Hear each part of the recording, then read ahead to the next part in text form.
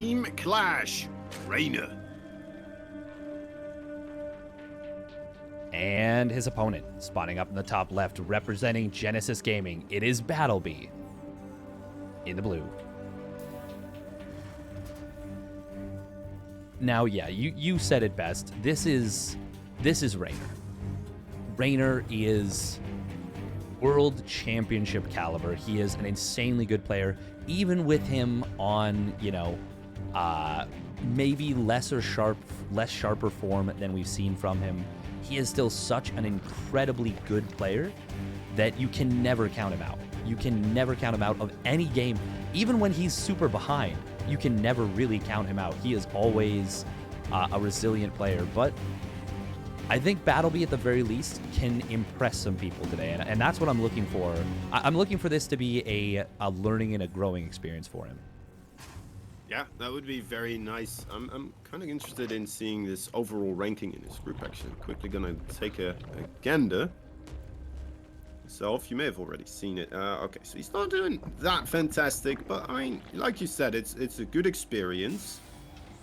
Is he gonna make it through here? It's unlikely. If it happens, that'd be amazing, of course, but it's just seeing kind of what state he's in. And to be fair, seeing the growth spurt that he's made, I mean, imagine if that happens again, right? Yeah. The sky's the ceiling for someone like him, I suppose. Yeah, and I've seen quite a few of his games. He is fundamentally good. It's not like he's getting to the top level by doing some weird, cheesy stuff. Like, he is playing very, very solid, standard, stable stuff. And that's really, really good. Like, even Cyril has played some games versus him while we get those very rare, very awesome treat, Cyril streams. We've even seen BattleB on those streams putting up a good showing. Now, he didn't beat Cyril, but he was competitive in the match, which is, once again, a huge feat. Yeah, we saw how strong Cyril was just before, so just a player that's been around the block for a while. Yeah, of the same race as well. Exactly. I would say Cyril and Reynor are very comparable in ZVT. Exactly. Like, this is going to be an excellent primer to see how BattleB can handle the pressure. And at the same time, he might even come into this saying, you know what, it's Reynor. I don't have any pressure on me. I'm just going to play the best I can and go from there. Yeah, that's a good point, actually, right? Could give him a bit of peace of mind and perhaps the relaxation you would need in a tense situation like this. Yeah, absolutely. Now, so far, we're seeing a pretty standard build. No super fast third command center out of BattleB. It is going to be the 1-1-1. Oh, the creep tumor. He really wanted that, but it stays alive. Oh, that was incredibly close to both being a dead Reaper and also being a dead creep tumor. Damn. It was. But he showed restraint. He was like, all right, I guess I won't get it then. And he moved away. Good stuff. Okay, this is very interesting. We're seeing a Marauder coming out. This has got to be Marauder Hellbat, right? But he's building a Viking and not a Medevac. Could you use the Viking with this as well? I suppose you could. Oh, and the Marauder gets spotted just before the OV goes down. We'll assume that Reynor was looking at it, of course. Yes, that is an important note. And wow, we're going to be seeing 2 more barracks coming on down. So this is not going to be Hellbats, but this is going to be a very committed 2-base all-in. Or at least heavy 2-base pressure. I think that's a good call. Why not? When you're playing against Reynor, right? You may as well just try one of your aggressive builds. See what happens. It's already looking a little bit interesting. That Viking, it may very well just be trying to clear out the Overlords here. A little bit similar as I would maybe see a Protoss, right, versus the Zerg, and then making that first single Void Ray, and then just immediately switching it up into one of the standard attacks. It doesn't hit at the same timing, doesn't hit as quickly as it could, but it hits without the Zerg knowing, and sometimes that's a lot more valuable. Okay, so there's something very cool that's happened from BattleB here, and I don't know if this was his intended decision or if this was just a spur-of-the-moment thing. When that Marauder got scouted,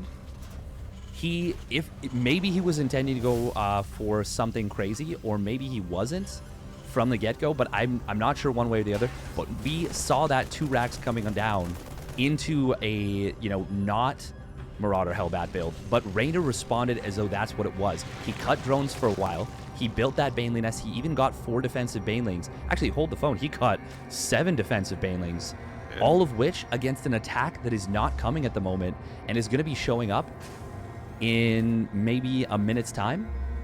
And against this, you want Baneling speed desperately. Reynor just started his layer a little bit ago. This is actually looking incredibly promising for BattleB.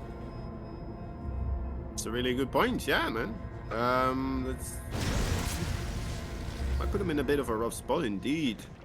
At least he got some of that creep out. And yeah, his layer is on the way.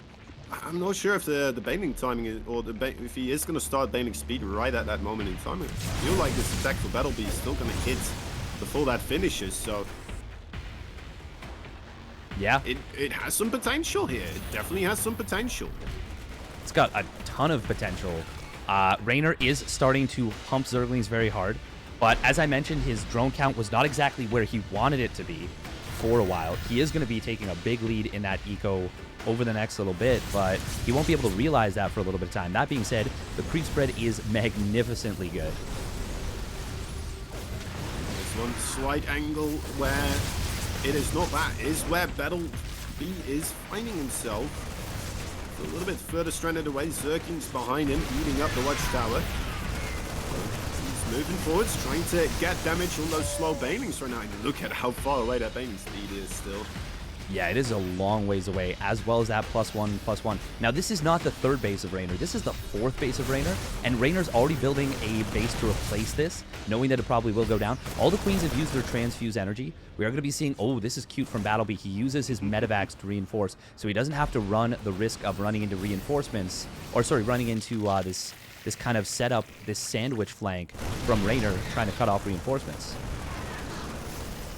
Yeah, we saw again Cyril do that as well, of course, for Saccharon, and doing so successfully. BattleB finding a way around it. Does reinforce this position here, does take care of the base, but as you said, Reynor anticipating it would go down a while ago. Very clever little fella, isn't he? And Reynor, similar to Cyril, has bought the time necessary for that Bane speed, and now he's going to come crashing in from 2 sides. I'd love to see him wait at least for 1-1. Oh, it's so close, but he's not going to wait for it. He's just going to go, and he's got a huge surround coming in on this army. BattleB will lift up some of these units, but he is going to get cleaned up for the most part. However, let's take a look at the battle report there. It was relatively even, and now a ton of reinforcements coming across the map for BattleB. Is looking a bit rough with those siege tanks. Not quite ready yet, but the choke point being quite advantageous for BattleB in that situation. Was that too many Banelings going down into that little gully there? It could have been. Yeah, that actually trying to make more now. That was a really uncomfortable engagement for Reynor. He just threw away so many Banes, and he did rebuild a lot, and he still got such a fantastic economy. But if we look at that army value, it is army value and army size is pretty heavily in favor of BattleB here, and he's reinforcing with a lot more units. This is still very scary. Yeah, this is very exciting, BattleB. But I mean, he is starting to run dry mineral-wise at home. If he wants to keep this going, I mean, he's gotta make some headway at some point in time, right? Or he's gonna be in a tight squeeze. Yeah, and 2-2 is looming for Reynor. It's about halfway done. In about a minute and a half, his units get so much more efficient than BattleB's. And we're seeing, once again, Reynor setting up for a great flank on this army. There's not enough tanks and no Widowmines to cover this. The transfuses are going to keep these queens alive for a very long time. Oh my god, has he even lost a single queen? Yeah, well, one at least. Not that many. Definitely on top of those transfusions. Reynor, this is scary. This is scary for him, but this flank setup is going to be so huge. So many Banelings coming on in. 39 Banelings, and they're going to crash in on everything. The tanks are not going to be able to get protected. Liberators showing up way too late and impotently to the party. But we got a lot of Marines reinforcing. The splits need to be magnificent. Will they be enough? I mean, they're very good splits. They're very, very good splits. There's just too much. Yeah, and now 2-2 is going to be completed for Reynor. It looked scary for him for a lot of moments of this game, but he shows us why he is such a phenomenal player. But once again, BattleB, he impresses me. Look at the resources lost. He's traded so efficiently in this game. Yeah, that is almost twice as efficient as well. It's Reynor having 2 more bases. Kind of the trouble, and maybe if he managed to get a 3rd base in here somewhere as well, I guess his offensive wouldn't have been as strong. At the same time, it makes me wonder a little bit, what if he had tried to macro up back at home as well while trading so efficiently, right? Yeah. I mean, it would have been tough because it would have taken out a lot of the punch from this push. We're just going to try and split against these units. It's 2-2, though, for Reynor. Now, these queens finally starting to get a little bit low, but it's not going to matter as Reynor will take game number 1. God, he's good. God, he is just so damn good. He's quite talented. Yeah. He's got some skill in his fingers. He's got potential. I think he could potentially, maybe he's got a career ahead of him. You should think about it. I'm gonna say he's gonna go far this one. But yeah, BattleB really impressed me. Really, really impressed me. Like, he looked scary for a lot of this game. And if this wasn't against Reynor, if this wasn't against even Serral, I think this probably beats most other Zerg players in Europe right now. Like, he was being so efficient that, in my opinion, if he had taken away some part of that army, in a sense, maybe I'm wrong on this, right? Maybe, but like, it was so efficient. If you have a little bit less, I'm assuming he's going to be less efficient, but like, it's not going to be entirely flipped upside down, right? And if he did have a 3rd base and he was still trading to some degree of the efficiency that he was showing us, I mean, that is a position that game is just going to continue onwards. He doesn't just run dry all of a sudden, and who knows? Yeah. And again, late game, a whole different can of worms than, of course, the early and mid game. I'm not sure how comfortable he is in that. He is pretty comfortable. I think he is pretty comfortable in the at least mid game. We saw a very aggressive move from him, but yeah, it was pretty good. Now, I will say, if BattleB had actually picked up a couple of those tanks on the reinforcements, with the 2nd push he was, or I guess the last push before he kind of got shut down, I think there's a chance he actually could have still broken through. Like, it was deceptive. Reynor made it look deceptively not close, but it was actually very, very close. Yeah, that happens a lot with StarCraft 2 fights sometimes, right? It's like, you get a really good feeling for this when you're just in the units thingamajig, right? That map where you just can make your own armies, and then you just make one army fight another one, and then you change one thing about how you set them up, or like how big the gap is somewhere, or anything, right? And like, the entire outcome can be so devastatingly different. Yeah, that's a fantastic way of putting that. And we are going to be getting into game number 2 here on Romanticide. Spotting up in the top left, it is Genesis Gaming's BattleB, or Battle Booty, as Rotterdam would call him. I like it. All right. No Battle Booty here, but a red Zerg. He is from Italy, from Team Clash, Reynor. Now, it's interesting that we haven't seen from Reynor a pool first. But as I say that, bang, bang, boom, there it goes. This is the kind of thing where... you have some powers there. You have to be careful with Steadfast. That is scary. Sometimes, have you seen... There's an anime called what is it? The Melancholy of Haruhi Suzumiya. And basically, it's a reality can be whatever I want situation. And sometimes I just want to mix things up, so I inflict my will on the game. Oh, yeah, all right. Just a casual day. Magic Man Steadfast. Let's see how many. I mean, he's only getting the 4 links. The gas is not that incredibly quick. Oh, that Roach Warren, though, that is...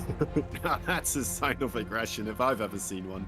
Yeah, and it was Roach Warren before Queen, so it's very, very early.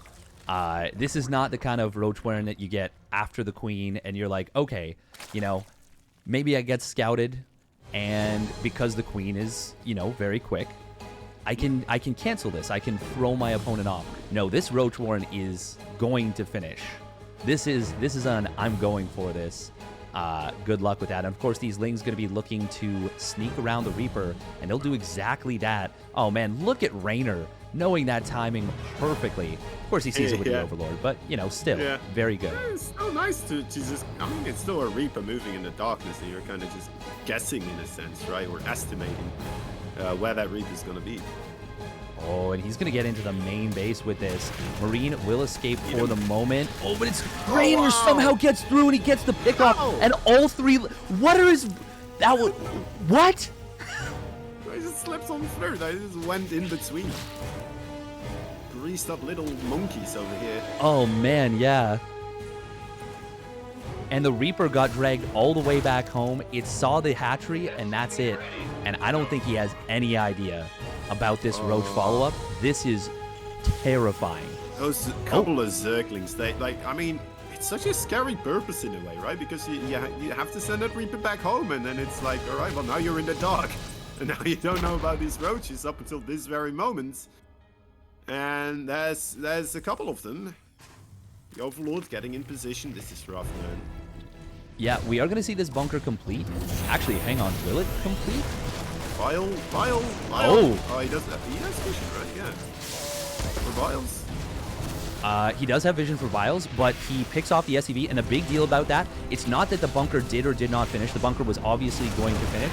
The problem is he picks off a Marine before that bunker finishes, which means now this run-by becomes so much scarier. A single Marine may not feel like a lot, but it is a lot. Now that Cyclone is going to get a great lock-on to this one Ravager. Will take it out, but 3 SC... Honestly, actually, this is not a bad defense from BattleB so far. Only 3 SCVs going down. Oh, that needs to keep that Cyclone alive. Hopefully. I don't think he will. Oh, that's painful. That's painful. He cleans it up. But that Cyclone would have been so useful. That would have been a dead Overlord here. Maybe even a couple more dead Overlords on the map. But now it's not. Yeah. Just a bit of extra better defense as well, right? And just denying that scout right there with that Cyclone would be very good. But, I mean, BattleB, that is a very solid defense. You have to give it to him. Very well done, very well executed, staying calm and collected as well. Didn't even pull the SCVs. He just knew, like, all right, well, I got this. No problem anymore. No need to panic. No need to overreact. And he just dealt with it. Yeah, and that's difficult to do. That is not an easy feat. Now, Reynor behind this did take the pocket third instead of the forward third, which is a little bit surprising to me. Ooh, and he's actually going up to 3 more gases. Do you think we're going to see mutas? Yeah, it could be. I mean, you usually get them around the same time when you're starting up the lair, so, I mean, it's a possibility here. He has been aggressive in this game right now, so, you know, sometimes when you see Zerg opting for an early aggressive strategy, there's a good chance that they'll try to do something aggressive again straight afterwards. We'll see. By the way, I believe an Overlord spotted this Banshee, and Reynor is just perfectly positioned for it. Like, he is just so well set up. Unlucky Banshee. Did he get cloaked for it? Oh, he did. Oh well. He's just going to pull it back home, wait for the second one, and then I think he'll send it across the map, try and get a little bit of damage done. Reynor cutting his Spore Crawler at the third for a while, and it is going to be a kind of a 2-base Muta build coming out from Reynor. This is very cool. This is very cool. Yeah, the semi 2-base kind of playstyle, right? Yeah, kind of, maybe like a 3-hatch third. Yeah. As you still get the third, but so I'm guessing he's gonna have a little bit less of a Mutalisk flock here. But you know, you don't need that many necessarily to just have the threat of Mutalisk. You're still gonna force those missile turrets. You're still gonna force a good squadron of Marines to stick back home and move around all the time as you kind of maneuver those Mutalisk around the base. it's just such a useful tool. And you shut down potential med effects, banshees, everything, right? Yeah, there can, if the mutas catch their opponent off guard, they're not the standard anymore by any means. But if you can catch your opponent off guard with those mutas, you can do so much work with them. If they don't have those missile turrets up and running, for example, you can, you know, pick off 15 SCVs, sometimes even more. Like, you can just win the game with surprise mutas because they're so uncommon these days. Yeah, for sure. Nice pick off right there. It's not an unimaginable thing at all, indeed. 7 Mutalisk here with the +1 weapon attack as well for the air units. So a little bit of a committal here so far, not being scouted yet by those banshees. That's quite important. Yeah, and he got pushed away by that well-placed spore. Kind of discouraged him from going all the way in there. And... oh, Reynor's actually going to go after... oh, okay. You know what? I don't mind this. I don't mind this. I would have liked to have seen him maybe try and get across the map, but he takes the guaranteed damage instead. And that will give BattleB the time to build these turrets. Actually, what do you think? Do you think he should have just gone across the map? No, I think this is fine, right? I mean, there could be a Marine or something like that out on the map, which we can see that there is. I mean, anything can spot you there, and in a way, you might imagine that your opponent is going to have those missile turrets anyway, right? So...